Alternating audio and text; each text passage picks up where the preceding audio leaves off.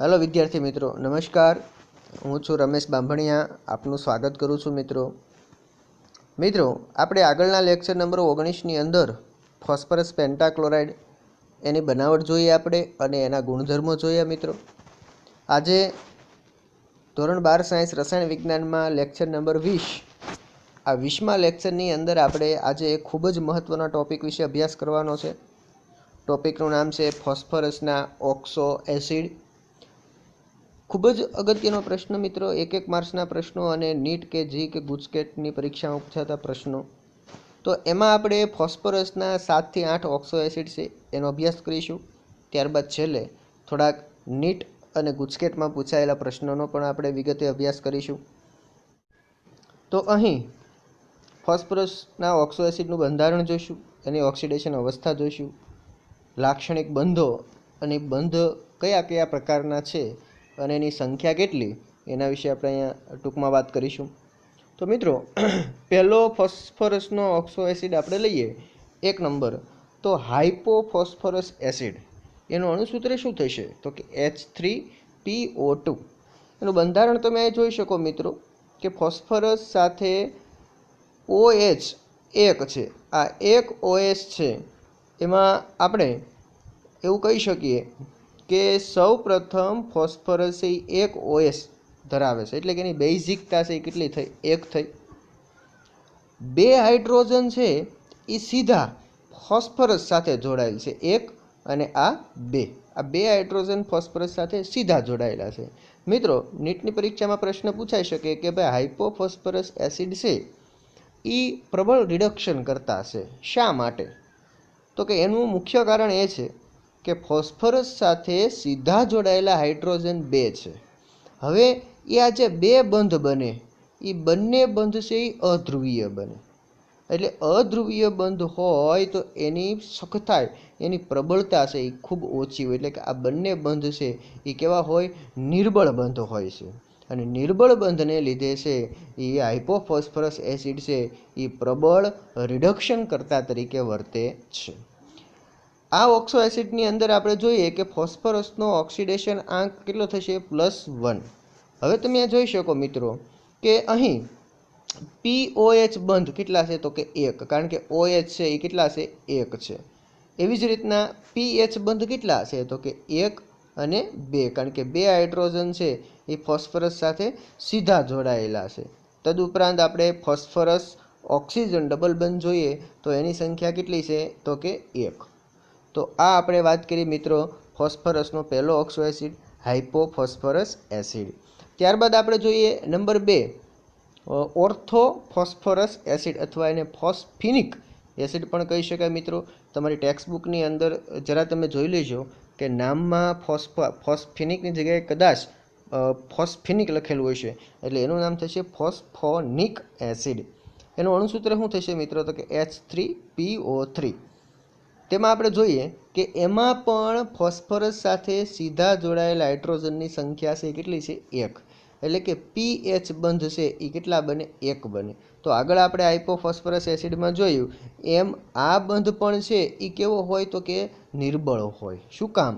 તો કે કારણ કે ફોસ્ફરસ સાથે સીધા જોડાયેલા હાઇડ્રોજનની બંધની અધ્રુવીયતા વધી જાય છે, અને અધ્રુવીય બંધ એટલે કે નબળો બંધ છે, એટલે એમાંથી હાઇડ્રોજન છે એ ઝડપથી છૂટો પડે અને બીજા પરમાણુની અંદર ઉમેરાય, એટલે બીજાનું શું થયું?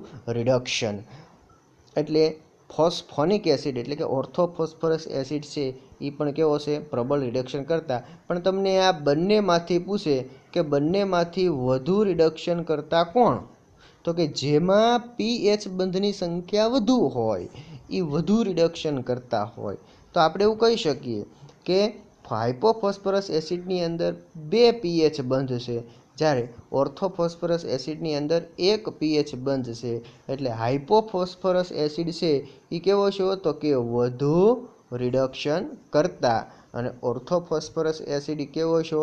તો કે ઓછો રિડક્શન કરતા। તો હવે આપણે એમાં ફોસ્ફરસની ઓક્સિડેશન અવસ્થા જોઈએ તો ફોસ્ફરસની ઓક્સિડેશન અવસ્થા છે કેટલી થશે? તો કે +3। એમાં બંધની સંખ્યા આપણે જોઈએ તો કે ફોસ્ફરસ સાથે OH છે એ કેટલા જોડાયેલા છે? તો કે 2 OH જોડાયેલા છે, એટલે કે POH બંધ કેટલા છે? તો કે 2. પછી PH બંધ છે એટલે કે હાઇડ્રોજન છે એ ફોસ્ફરસ સાથે 1 જોડાયેલો છે, એટલે કે PH બંધ કેટલા છે? 1. અને P ડબલ બંધ O બંધની સંખ્યા કેટલી થઈ? તો કે 1. તો આ આપણે વાત કરી છે મિત્રો ફોસ્ફોનિક એટલે કે ઓર્થોફોસ્ફરસ એસિડ.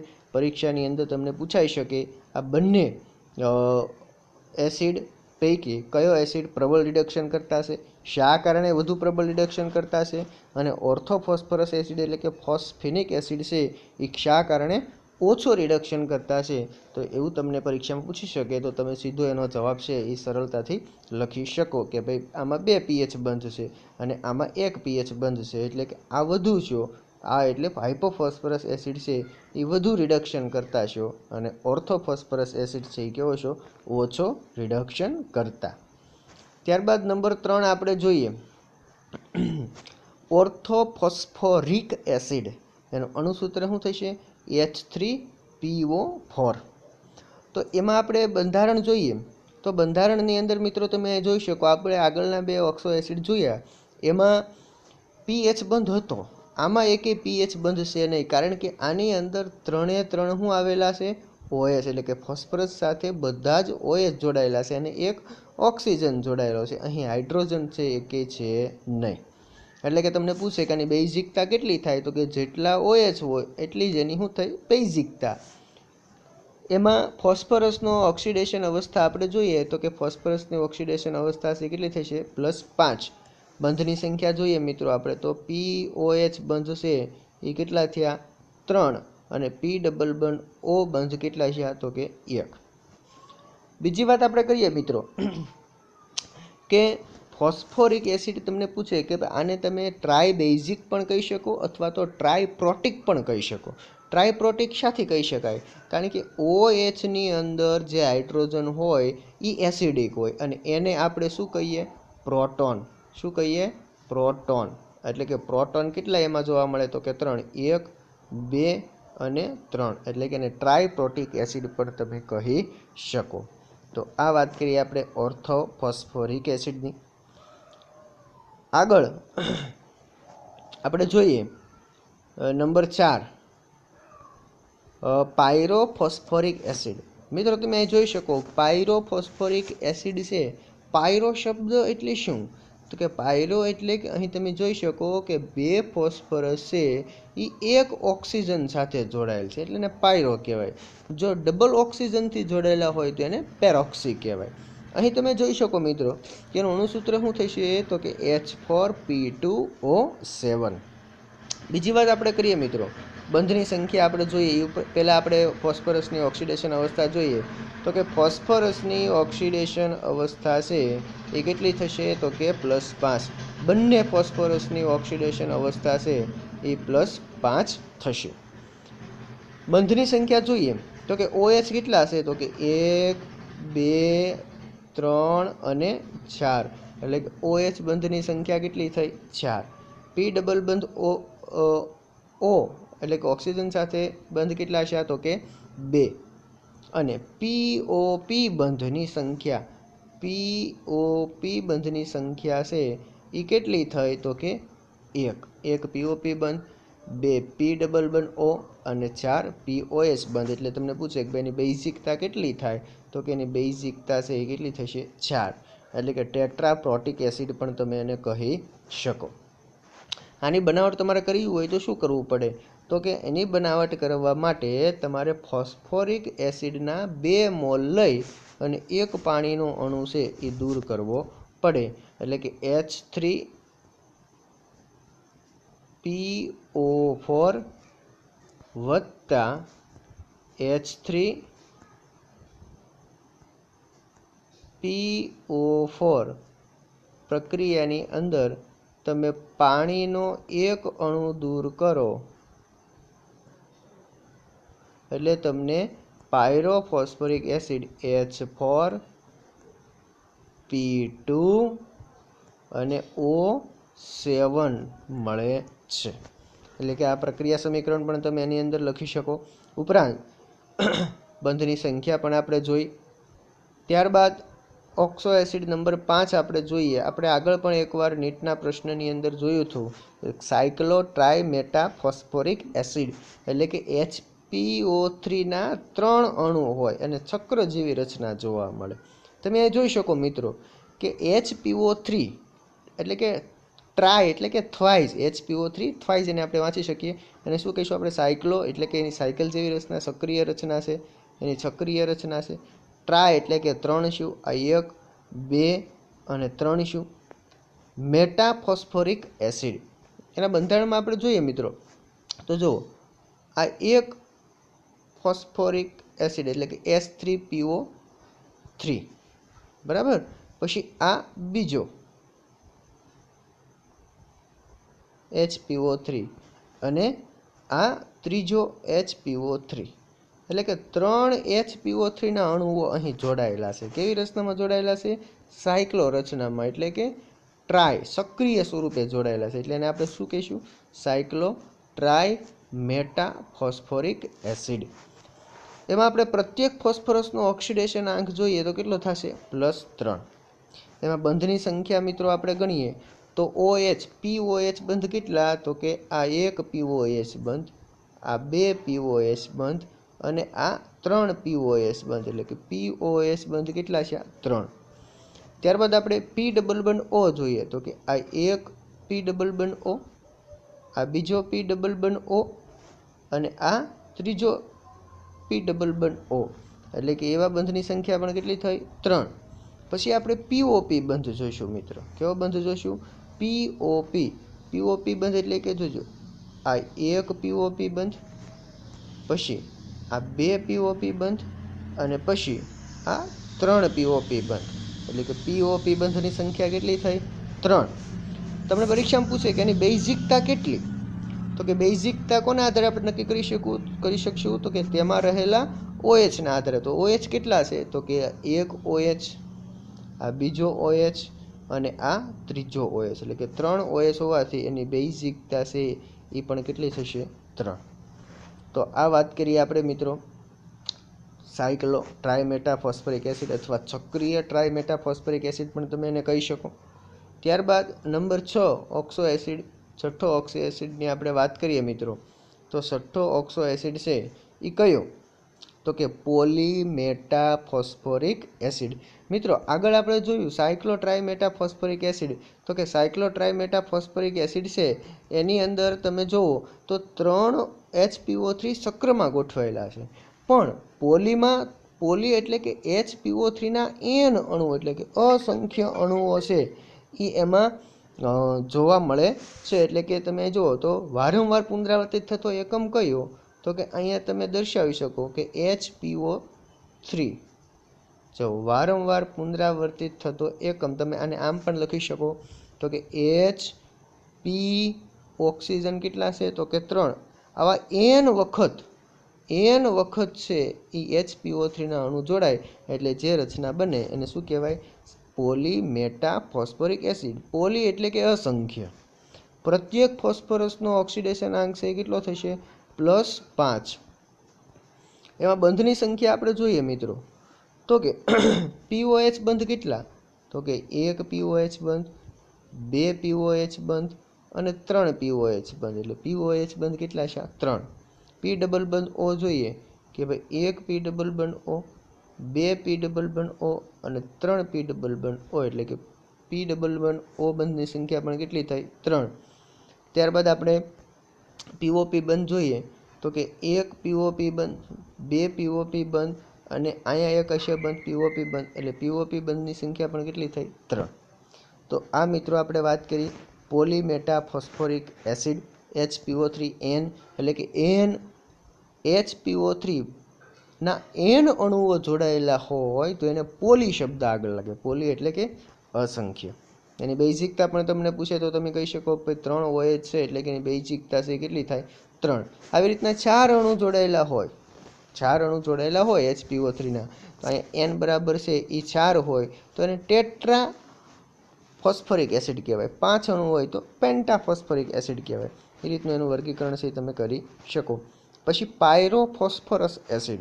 તો કે પાયરોફોસ્ફરસ એસિડની અંદર પણ તમે અહીં જોઈ શકો કે ફોસ્ફરસની ઓક્સિડેશન અવસ્થા છે એ કેટલી થશે તો કે +3.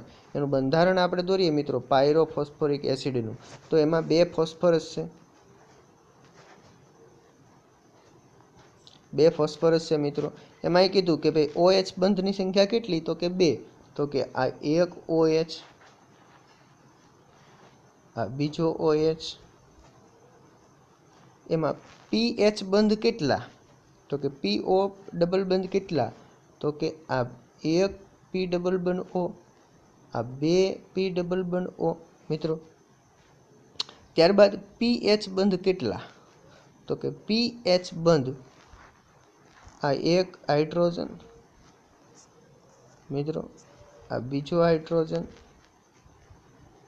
હજુ જો ઓક્સિજન છે એ 5 છે, અહીંયા 4 લીધા એટલે એક ઓક્સિજન ઘટે, તો એક ઓક્સિજન છે એ આ પાયરો જોડાશે, એટલે કે 2 ફોસ્ફરસ છે એ એક ઓક્સિજનથી જોડાશે.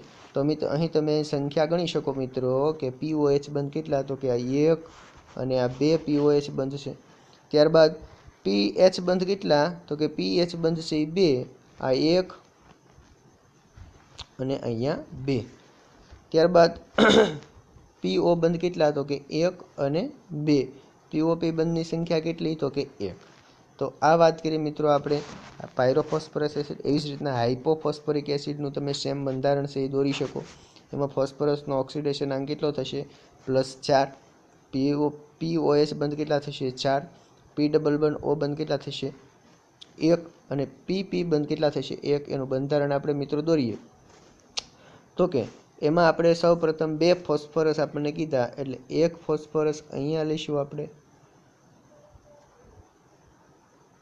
અને 1 ફોસ્ફરસ અહીંયા. 2 P બંને ફોસ્ફરસ છે એ સિંગલ બંધથી જોડાયેલા હોય.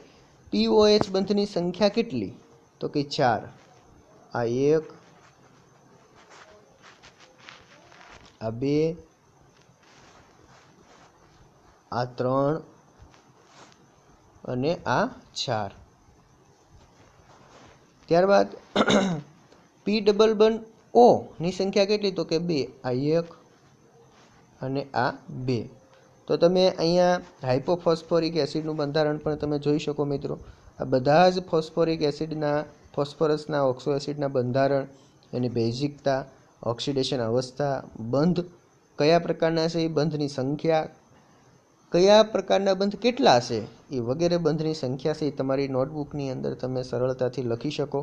અને આમાંથી ઓક્સો એસિડના સરળતાથી યાદ રાખવા માટે પહેલાં તો તમારે એના બંધારણ છે એ વારંવાર દોરવા પડે અને યાદ રાખવા પડે મિત્રો. તો આ વાત કરીએ આપણે એના ફોસ્ફરસના ઓક્સો એસિડની મિત્રો. હવે આપણે જોઈએ કે ભાઈ કેવા કેવા પ્રશ્નો છે એ આ ઓક્સો એસિડમાંથી પૂછાઈ શકે. મિત્રો નીટની પરીક્ષાની અંદર પૂછાય એવો પ્રશ્ન અને જીની પરીક્ષામાં પૂછાયેલો પ્રશ્ન છે મિત્રો, કે પ્રશ્ન એવો છે કે નીચેના યુગ્મમાં કે જેમાં ફોસ્ફરસ પરમાણુઓ વિવિધ ઓક્સિડેશન અવસ્થા +3 છે એને શોધવાનું છે. તો નીચે એક કોષ્ટક આપેલું છે મિત્રો. હમણાં આપણે ફોસ્ફરસના ઓક્સો એસિડ વિશે અભ્યાસ કર્યો, એમાં તમે જોઈ શકો તમને અહીં યુગ્મ આપેલ છે. તમારે એવું યુગ્મમાંથી પસંદ કરવાનું છે કે બંને ઓક્સો એસિડની અંદર ફોસ્ફરસનો ઓક્સિડેશન અવસ્થા 3 થાય. તો અહીં આપણે જોયું મિત્રો જવાબ આવશે A ઓર્થોફોસ્ફરસ એસિડ અને પાયરોફોસ્ફરસ એસિડ. કારણ કે તમે બંને ઓક્સો એસિડમાં જોઈ શકો કે બંને ઓક્સો એસિડમાં ફોસ્ફરસનો ઓક્સિડેશન અવસ્થા કેટલી છે +3 છે.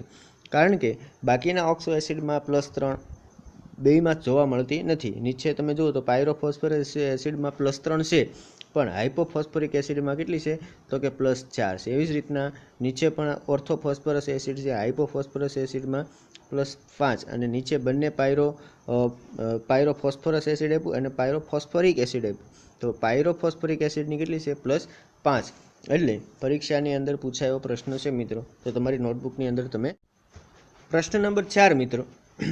પ્રશ્ન એવો છે કે નાઇટ્રોજન પરમાણુ માટે NCl3 શક્ય છે પણ NCl5 શક્ય નથી, જ્યારે ફોસ્ફરસ પરમાણુ માટે PCl3 અને PCl5 બંને શક્ય છે.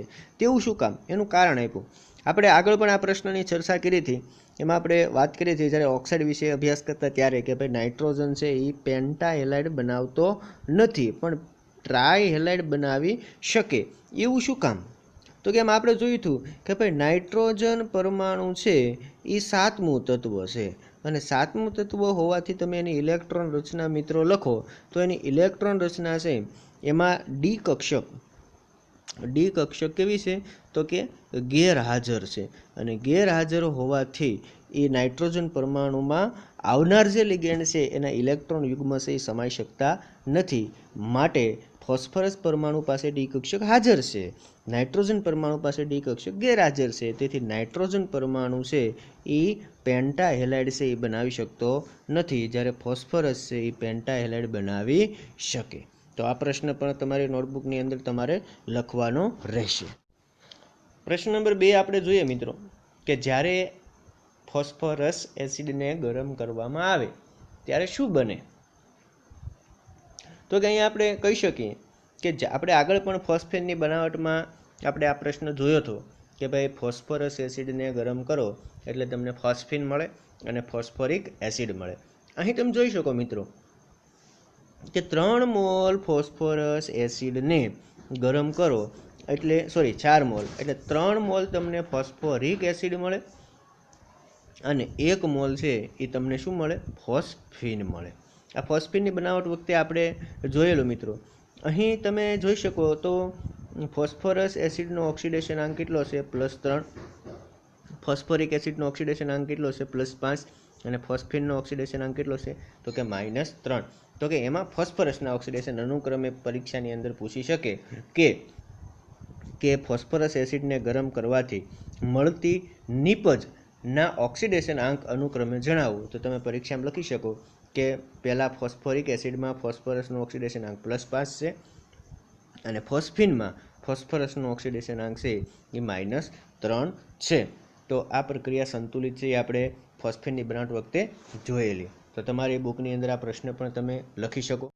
મિત્રો હમણાં આપણે જોયું કે ભાઈ H3PO3ની સંરચના આધારે તેની રિડક્શન કરતા વર્તણૂક કેવી રીતે સ્પષ્ટ કરી શકાશે. તો અહીં જવાબની અંદર મિત્રો લખેલું છે કે H3PO3PO2નું પહેલાં તમે બંધારણ દોરો એટલે કંઈક આવું થશે કે ભાઈ ફોસ્ફરસ સાથે સીધા જોડાયેલા હાઇડ્રોજન કેટલા? તો કે 2. આ 1 અને આ 2, અને એક એમાં શું રહેલું છે? તો કે POH બંધ, અને એક ઓક્સિજન છે એ ફોસ્ફરસ સાથે ડબલ બંધથી જોડાયેલો છે.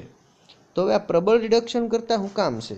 તો કે અહીંયા તમે જવાબની અંદર જોઈ શકો મિત્રો કે ફોસ્ફરસ સાથે સીધા જોડાયેલા હાઇડ્રોજન પરમાણુ કેટલા? તો કે 2. આ 1 હાઇડ્રોજન પરમાણુ અને 2 હાઇડ્રોજન પરમાણુ. મિત્રો આ બંને બંધ છે એ અધ્રુવીય બને, એટલે કે અધ્રુવીય બંધને આપણે કેવા બંધ કહીશું? નિર્બળ બંધ. કેવા બંધ કહીશું આપણે? નિર્બળ. અને નિર્બળ બંધને લીધે છે એ H3PO2 છે એ પ્રબળ રિડક્શન કરતા લક્ષણ આપે છે.